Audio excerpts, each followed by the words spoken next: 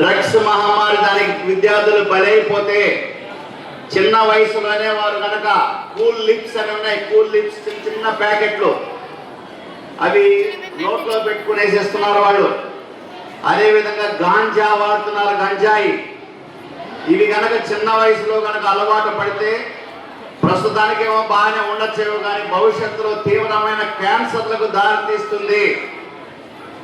అప్పుడు మనం తీవ్రమైన పరిణామాలను ఎదుర్కోవాల్సి వస్తుంది. కాబట్టి తల్లిదండ్రులకు మా అభ్యర్థన, నేను నా వంతుగా, మా ఉపాధ్యాయులు మేము మా వంతుగా చర్యలు తీసుకుంటున్నాం.